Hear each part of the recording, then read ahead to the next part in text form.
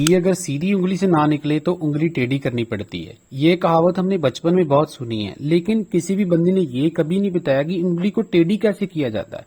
और ये कहावत आइल्स के ऊपर बहुत ज्यादा आजकल फिट बैठती है। तो आज की इस वीडियो में हम बात करेंगे कि अगर आपका सीधी उंगली से घी नहीं निकल रहा है, मतलब अगर आपका सीधी उंगली से स्कोर नहीं आ रहा है, तो आपको उंगली टेढ़ी करके स्कोर कैसे लेना है। सबसे पहले हम बात करते हैं लिसनिंग की। लिसनिंग में क्या होता है, कोई भी नया स्टूडेंट आता है जहाँ कोई ऑलरेडी रिपीट है, जो आइल्स रिपीट कर रहा है, लिसनिंग में उसको क्या किया जाता है, एक दो दिन उसका टीचर उसको एक्सप्लेन कर देता है पैटर्न लिसनिंग का कि इसमें ब्लैंक्स आएंगी, इसमें मैप आएगा, इसमें एमसीक्यू आएंगे। उसके बाद कुछ नहीं होता, आपको एक ऑडियो प्ले कर दी जाती है इंस्टीट्यूट में और आपका टीचर आंसर रीड आउट करता है और आपको बोलता है आपके कितना स्कोर आया और आप स्कोर बता देते हो। उसके बाद आपको बोला जाता है प्रैक्टिस करो, प्रैक्टिस से ही ये चीज़ सॉल्व होने वाली, और कोई इसका सोल्यूशन नहीं। रीडिंग का हाल उससे भी ज़्यादा बुरा है भाई। आप लोग स्क्रीन के ऊपर देखिए, रीडिंग में क्या होता है, 1 घंटे की रीडिंग आपको दी जाती है। आपको बोला जाता है कि आपका टीचर आपको एक्सप्लेनेशन देगा, और आपका टीचर आपको दे भी देता है, हाफ एन आवर के लिए एक्सप्लेनेशन दे देता है, कहाँ पर लोकेशन है, कहाँ पर आंसर है। और इससे भी आपकी कोई इंप्रूवमेंट नहीं होती। आपको बोला जाता है आपकी प्रैक्टिस नहीं है, प्रैक्टिस करो, आप एक ही जगह पर 2 रीडिंग्स करो, 3 रीडिंग्स करो, ये सब आपको बताया जाता है। राइटिंग की बात कर लेते हैं। राइटिंग में क्या होता है, व्हाइट बोर्ड के ऊपर आपको टास्क 1 और टास्क 2 के पॉइंट्स लिख दिए जाते हैं, वोकैब दे दी जाती है, टेम्पलेट्स दे दिए जाते हैं, ठीक है। 1 घंटे में उसके बाद आपको लिखने के लिए बोला जाता है, और आप अपनी नोटबुक जो है वो अपनी नोटबुक को अपने इंस्टीट्यूट में सबमिट कर देते हैं। नेक्स्ट डे आपको वो नोटबुक चेक होके मिल जाती है, गलतियां आपको बता दी जाती हैं, हाईलाइट कर दी जाती हैं, ये गलतियां हैं, ये ग्रामर की गलतियां हैं, ये फलाना है, ये ढिमका है जी, ये सब सिस्टम जो है वो चलता रहता है। स्पीकिंग की भी बात कर ही लेते हैं लगते हाथ। तो स्पीकिंग में क्या है, आजकल सेंटर्स में स्पीकिंग का एक सिस्टम बना हुआ है कि आपको एक दिन में 4 स्पीकिंग दी जाएंगी, आपको 3 स्पीकिंग दी जाएंगी। कैबिन बने हुए हैं, मैडम्स हायर की हुई हैं, वो बैठी हुई हैं, आप उनके पास जाते, उनके बड़े अच्छे बैंड आए हुए हैं, तो आप एक स्पीकिंग देके फिर दूसरे टेबल की तरफ जाते हो, फिर तीसरे कैबिन की तरफ जाते हो, ऐसे आपका स्पीकिंग चलता है। बड़ा नंबर अच्छा है। और आपको वोकैब दी जाती है, मक्कड़ का पीडीएफ आपको बोला जाता है भाई उसको इंतज़ार करो, जैसे ही वो आएगा तो वहाँ से आप आंसर पढ़ो, आपकी स्पीकिंग इंप्रूव हो जाएगी। ये सारा काम करने के बाद फाइनली आप लोग एग्ज़ाम दे देते हो। 2-3-4 मंथ के बाद आपका रिजल्ट नहीं आता, फिर आप लोग इंस्टीट्यूट चेंज करते हो, रिजल्ट फिर नहीं आता। तो ये सारी चीज़ें जो हैं, ये सीधा सीधा मैं बता रहा हूँ कि सीधा तरीका है आइल्स करने का, नॉर्मली जो चलता है, लेकिन इससे स्कोर नहीं आ रहे हैं। तो अब आपको क्या करना है, अब आपको थोड़ा तिरछा तरीका जो है वो अपनाना है। वो तिरछा तरीका क्या है, आइए 1 बाय 1 हम जानते हैं, सारे मॉड्यूल्स की बात करेंगे। सबसे पहले हम बात करेंगे लिसनिंग की। स्टूडेंट, लिसनिंग में नॉर्मली हम लोग क्या करते हैं कि हम पहले लिसनिंग करते हैं, लिसनिंग करने के बाद हम आंसर ट्रांसफ़र करते हैं, आंसर ट्रांसफ़र करने के बाद हम चेक करते हैं, चेक करने के बाद हम लोग घर पे चले जाते हैं, दैट्स इट। लेकिन आपको ऐसा नहीं करना है। इस मेथड में क्या करना है, ये जो आंसर्स हैं आपके सामने, आपको स्क्रीन के ऊपर दिख रहे हैं, सारे के सारे आंसर, मान लो आपको कोई लिसनिंग करना है, उसके सारे आंसर्स आपको लिख लेने हैं। आंसर्स लिखने के बाद आपको क्या करना है, आपको 3 काम करने हैं। सबसे पहले तो ये जो आंसर्स आपने अपने सामने लिखे हैं, इसको अपने सामने रख लेना है। दूसरे नंबर पर अपनी क्वेश्चन बुकलेट अपने सामने रख लेनी है, और तीसरे नंबर पर आपको ये जो ऑडियो स्क्रिप्ट आपको यहाँ पर दिख रही है वो आपको रख लेनी है। ये जो ऑडियो स्क्रिप्ट, मैं आपको बता दूं स्टूडेंट, हर कैम्ब्रिज की बुक में लास्ट में ऑडियो स्क्रिप्ट दी होती है। वो ऑडियो स्क्रिप्ट क्या होती है कि आपके स्पीकर जो होते हैं लिसनिंग में जो भी बोल रहे हैं, जो भी कन्वर्सेशन कर रहे हैं, एक एक वर्ड यहाँ पे लिखा होता है जो भी वो बोल रहे हैं। तो ये तीनों चीज़ें आपको अपने सामने रख लेनी है। तो जब आप ये तीनों चीज़ों को अपने सामने रखेंगे तो आपको लिसनिंग की ऑडियो प्ले करनी है, और सीधा ध्यान आपको इधर रखना है कि वो क्या बोल रहा है। क्वेश्चन को रीड कर लेना है, क्वेश्चन को रीड करने के बाद इधर आ जाना है आपने, और देखना है कि आपका स्पीकर कहाँ पे बोल रहा है और वो वर्ड्स को कैसे प्रोनाउंस कर रहा है, और कौन सा आंसर कहाँ पे। क्वेश्चन की डिमांड को समझकर आपको, या से ये पर पहला क्वेश्चन आप देख सकते हैं, ये आंसर लिखा हुआ है, तो साथ साथ में आपको आंसर भी देखना है, और देखना है कि जो स्पीकर ने आंसर बोला है वो वहाँ पर आंसर क्यों आया, उसने क्या बोला जो आंसर वहाँ पे फिट हो गया। तो ये चीज़ें आपको करनी है, और ये सारे 40 के 40 क्वेश्चन आपको ऐसे ही अटैम्प्ट करने हैं। अटैम्प्ट करने के बाद आपने देखना है बीच में अगर कोई क्वेश्चन आपको समझ में नहीं आया, तो जैसे मान लो 3 नंबर क्वेश्चन आपको नहीं सुनाई दिया, आपको इसको क्रॉस कर देना है। जो पहले 2 आपको अगर अच्छे से सुन गए हैं, आपको पता कि यही आंसर आना था, तो उसको आपको टिक कर देना है। अब लिसनिंग कंप्लीट होने के बाद दोबारा से आपको ये 3 नंबर क्वेश्चन पे वापस आना है, और दोबारा से लिसनिंग को प्ले करना है 3 नंबर क्वेश्चन से, और देखना है कि वो वहाँ पे क्या बोला था जो आपको समझ में नहीं आया। और इसके साथ आपको कोई आंसर ऐसा दिख रहा है जैसे एमसीक्यू में नॉर्मली होता है कि कोई आंसर उसने वोकैबुलरी से आपको बीट किया, तो उस वोकैबुलरी को आपको नोट डाउन कर लेना है। इससे आपको बहुत ज़्यादा फ़ायदा होगा। तो ये जो काम है स्टूडेंट, एक टेस्ट को आपको 2 बार ही करना है। मतलब एक टेस्ट को 2 बार ही करना, 2 बार ही हो गया ना, जैसे मन पहले आपने नॉर्मली किया और उसके बाद एक बारी दोबारा से किया तो 2 बार ही हो गया।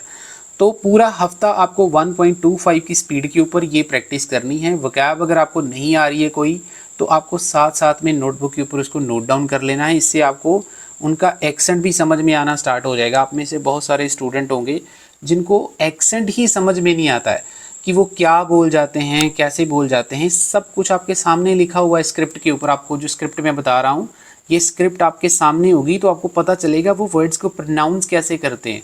बहुत ही ज़बरदस्त तरीका है अपनी लिसनिंग को इम्प्रूव करने का, जिन स्टूडेंट को अच्छा स्कोर चाहिए। और बीच बीच में आपको नॉर्मल प्रैक्टिस भी करनी है। तो ये काम आपको कम से कम 1 हफ्ता करना है। जिनका स्कोर 20 आ रहा है उनका 25 हो जाएगा, जिनका 25 आ रहा है उनका 30 हो जाएगा। मतलब 4 से 5 स्कोर आपकी जो लिसनिंग है उसमें बढ़ना स्टार्ट हो जाएगा 100%। नेक्स्ट मॉड्यूल है जी राइटिंग मॉड्यूल। राइटिंग मॉड्यूल में भी बहुत सारी गलतियां हम लोग करते हैं। हम लोग नॉर्मली ये कैसे लिखते हैं, राइटिंग लिखते हैं, चेक करवाते हैं, फिर घर आ जाते हैं, ऐसे हम लोग करते रहते हैं। ऐसे नहीं करना है। आपको करना क्या है स्टूडेंट, आपको कैम्ब्रिज की बुक जो है वहाँ पर लास्ट में सैम्पल आंसर्स दिए होते हैं। 4 टेस्ट होते हैं, चारों के चारों क्वेश्चंस जितने भी राइटिंग टास्क 1 और 2 के हैं, चारों के चारों उन सभी के आंसर्स पीछे जो हैं वो दिए होते हैं। तो यहाँ पर जैसे आप एग्जाम्पल के तौर पर देख सकते हैं, ये एक सैम्पल आंसर है और टास्क 2 का सैम्पल आंसर 5.5 बैंड इस स्टूडेंट को दिए गए हैं। तो ये जो 5.5 बैंड स्टूडेंट को दिए गए हैं, ये एग्जामिनर ने क्यों दिए हैं, आप लोग नीचे ज़रा देख सकते हैं। ये सैम्पल आंसर लिखा हुआ है किसी स्टूडेंट ने और ये एग्जामिनर ने उसको 5.5 बैंड दिए। एग्जामिनर ने 5.5 बैंड क्यों दिए हैं, ये सारा कुछ यहाँ पे इसने एक्सप्लेन किया हो। तो अब आपका काम क्या है कि आपको इसको एनालाइज करना है with the help of your teacher. आप अपने टीचर के साथ बैठना है और उसको बोलना है कि हमें ये अगर, क्योंकि यहाँ पर हो सकता है कुछ बहुत सारे वर्ड ऐसे भी हो सकते हैं जो आपको समझ में नहीं आ रहे, तो आपको अपने टीचर के साथ बैठना, उसको बोलना है कि हमें एक्सप्लेन करो कि इसको 5.5 बैंड क्यों दिए गए हैं और इसको हम 6 तक कैसे लेके जा सकते थे। या अगर आपको 6, यहाँ पर आपको 6 बैंड वाले सैंपल भी मिल जाएंगे, 7 वाले भी मिल जाएंगे। तो जिस हिसाब से आपकी रिक्वायरमेंट है उस हिसाब से आप अपने टीचर के साथ बैठो, सलाह मशवरा करो और देखो कि कहाँ पे गड़बड़ है और इसको हम अच्छा कैसे कर सकते थे। वो एडवाइस को आपको फॉलो करना है। तो ये एग्जामिनर के कमेंट्स लिखे हुए हैं जो कि आपके लिए बहुत ज़्यादा हेल्पफुल हैं, तो इसको आपको फॉलो करना है। और एक काम आपको और करना है, आपने पिछले टाइम में जितनी भी राइटिंग्स लिखी, आपने कोई नया सैम्पल आंसर नहीं लिखना है, आपने कोई नई राइटिंग नहीं लिखनी। जितनी भी पुरानी राइटिंग्स आपने लिखी हैं वो सारी की सारी राइटिंग्स को आपको दोबारा से इवैल्यूएट करना है। जैसे आपके सामने ये एक स्टूडेंट की राइटिंग है, इसमें जो जो गलतियाँ हैं हाईलाइट की हुई हैं, तो आपको क्या करना है, इन सभी गलतियों को दोबारा से इवैल्यूएट करना है। को ये राइटिंग्स लेकर बैठना, अपनी राइटिंग की जो नोटबुक उसको लेकर बैठना है, उसमें देखना है मैंने क्या क्या गलतियां करी हैं और जो भी चीज़ गलत हुई है, मान लो यहाँ पर इफेक्ट्स लिखा हुआ है, इसने इफेक्ट लिखना था लेकिन इसने इफेक्ट्स लिख दिया, ए वाला लिखना था दूसरे वाला लिख दिया। तो इस इफेक्ट्स को आपको क्या करना है, ये पूरे का पूरा सेंटेंस बाहर निकाल लेना है और इसको रफ नोट्स पे दोबारा लिखना है, करेक्ट करके देखना है कि वो गलती मेरी सुधरी है कि नहीं सुधरी। उसको 3-3 4-4 बारी आपको इसके जैसे सेंटेंस बना के देखने पड़ेंगे। इससे आपका सेंटेंस का कंस्ट्रक्शन जो है, जहाँ ग्रामर की गलतियाँ हैं, वो इम्प्रूव होना स्टार्ट हो जाएंगी। तो अब हम बात करते हैं सबसे सरदर्दी वाला मॉड्यूल जो बना हुआ इस टाइम पे, वो है स्पीकिंग मॉड्यूल। स्पीकिंग में स्कोर ही नहीं आ रहा है स्टूडेंट का। तो आपको स्टूडेंट सबसे पहला काम क्या करना है, सबसे पहले आपको ये चीज़ को दिमाग में बैठाना है कि सबसे इम्पॉर्टेंट आपके लिए क्या है। स्पीकिंग के 4 पैरामीटर होते हैं, उनमें से सबसे इम्पॉर्टेंट क्या है, तो सबसे इम्पॉर्टेंट है आपकी फ्लुएंसी। ग्रामर से ज़्यादा इम्पॉर्टेंट है, जो आपको अपने दिमाग में रखनी है। दूसरा काम आपको क्या करना है, जितने भी फैमिलियर टॉपिक्स हैं, मतलब जैसे आपको पता है कि ये वाले ट्रेंड में पूछे जा रहे हैं इस टाइम पे पार्ट 1 के क्वेश्चन या क्यू कार्ड। मैं ये नहीं कह रहा हूँ कि आप मक्कड़ को फॉलो कर लो, ठीक है, उसको भी आप देख सकते हो, लेकिन आप उसके सिर्फ एज ए क्वेश्चन ही यूज़ करो। तो उसको आपको लिख लेना है अपनी नोटबुक के ऊपर, और अपने खुद के सैंपल आंसर तैयार करने हैं अपनी मातृभाषा में। जो भी आपकी मातृभाषा, चाहे पंजाबी है चाहे हिंदी है, उसमें आपको सोचना है, ना कि इंग्लिश में। इंग्लिश आपको आती है लेकिन आपको पंजाबी और हिंदी में आंसर लॉजिकल तरीके से नहीं बनाना आता, जिसकी वजह से आपका आंसर सही नहीं जाता है। तो आपको इनके सैंपल आंसर अपनी भाषा में सोचने कि अगर इसको मुझे अपनी भाषा में बोलना पड़ता तो मैं इसको कैसे जस्टिफाई करता, कौन से पॉइंट्स रखता। आप अपने टीचर की भी हेल्प ले सकते हैं और कोशिश करें कुछ नए स्टार्टर्स और एक्सप्रेशन भी सीखें। एग्जाम्पल के तौर पर जैसे यहाँ पे लिखा हुआ टू बी ऑनेस्ट और वेल, ये जस्ट एग्जाम्पल्स हैं। ये आपको ये नहीं कि जहाँ पर मर्जी आप इनको घुसा दो, आपको पहले सीखना पड़ेगा कि इनको आप कहाँ कहाँ यूज़ कर सकते हैं, कौन सी सिचुएशन में यूज़ कर सकते हैं। ये चीज़ें आपको सीखनी है ताकि जब आपकी स्पीकिंग हो आपके पास एक पैनल हो ये सभी स्टार्टर्स का और एक्सप्रेशंस का, डिफरेंट सर्कमस्टांसिस में आप इनको कैसे यूज़ कर सकते हैं। उसके बाद पैराफ्रेजिंग के ऊपर आपको काम करना है। आप अपने टीचर के साथ बैठिए और जब भी आप स्पीकिंग देते हो अपने टीचर को बोलो कि मुझे पैराफ्रेजिंग सिखाओ। मतलब आपको उसने कोई क्वेश्चन पूछा, आपने आंसर कर दिया, आपका आंसर भी सही था, लेकिन आप अपने टीचर से ज़रूर पूछो कि इसको पैराफ्रेज कैसे कर सकते थे। ज़रूर पूछो अपने टीचर को। और जितने भी कुछ कॉमन एडजेक्टिव्स होते हैं, जैसे आपको पता है जो क्यू कार्ड होते हैं उसमें ये 3 चीज़ें तो नॉर्मली चलती रहती हैं, हैप्पी, सैड और ब्यूटीफुल। तो इन तीनों चीज़ों के कुछ एडजेक्टिव, कुछ अच्छे एडजेक्टिव आप सर्च करके रखो, पक्के ही अपने पास आपके पास होने चाहिए कि अगर आपको कुछ ऐसी फीलिंग्स एक्सप्रेस करनी पड़ती हैं तो आपके पास कौन से वर्ड्स हैं। उसके बाद अपने टीचर को रिक्वेस्ट करें कि पार्ट 3 में आपसे क्रॉस क्वेश्चनिंग जरूर करें। ज़्यादातर टीचर नहीं करते हैं, लेकिन जब आप लोग रियल एग्ज़ाम में जाकर बैठते हैं आपको क्रॉस क्वेश्चनिंग का सामना करना पड़ता है और उससे आपका स्कोर इफेक्ट होता है, आप नर्वस हो जाते हो, आपकी परफॉर्मेंस अच्छी नहीं जाती है। अपने टीचर को बार बार बोलो कि आपको क्रॉस क्वेश्चनिंग करें, वाई पूछें। जितना ज़्यादा वो क्रॉस क्वेश्चनिंग करेंगे उतना ज़्यादा आप कॉन्फिडेंट होते जाओगे। और मेमोराइज आंसर आपको बिल्कुल भी यूज़ नहीं करने हैं। तो ये सारे जो टिप्स हैं कम से कम आपको 15 दिन ऐसे ही फॉलो करना है। आप देखना आपकी स्पीकिंग में कितनी ज़बरदस्त इंप्रूवमेंट हो जाएगी। ठीक है जी, अब हम लास्ट में थोड़ी सी बात रीडिंग की भी कर लेते हैं। स्टूडेंट्स, आपको क्या करना, आपको स्क्रीन के ऊपर कुछ दिखाई दे रहा होगा, ये आंसर्स हैं। आंसर्स आपको दिखाई दे रहे हैं। आंसर्स का मतलब आपने कोई रीडिंग सॉल्व करी है उसके आंसर्स हैं। ये कैम्ब्रिज की बुक से मैंने आंसर्स लिए हैं, आपके सामने मैंने रख दिए। ये टोटल 40 आंसर्स हैं। अब आपको करना क्या है स्टूडेंट, आपको थोड़ी सी उंगली को टेढ़ी करना पड़ेगा। कैसे टेढ़ी करना है वो मैं आपको बता रहा हूँ। आपने ये जो आंसर्स हैं 40 के 40 आंसर्स अपने सामने रख लेने। ये आंसर्स सामने रखने के बाद आपको क्या करना है, सपोज करो जैसे ये पहला क्वेश्चन है, ये पहला क्वेश्चन आपने जाके देखना है कि कहाँ पर दिया हुआ है। आंसर आपको पता है कि इसका आंसर फॉल्स है, लेकिन इस क्वेश्चन की लोकेशन कहाँ पर है, ये आंसर फॉल्स क्यों आया, एग्जामिनर ने ऐसा क्या यूज किया कि ये आंसर फॉल्स हो गया। ऐसे ही आपको 40 के 40 क्वेश्चन अटेम्प्ट करने हैं, जिसमें आपको ट्रू फॉल्स नॉट गिवन है, ब्लैंक्स हैं, लिस्ट ऑफ हेडिंग्स हैं। ठीक है जी, उसके बाद कुछ मैचिंग्स दे रखी है और ये लास्ट सेक्शन है।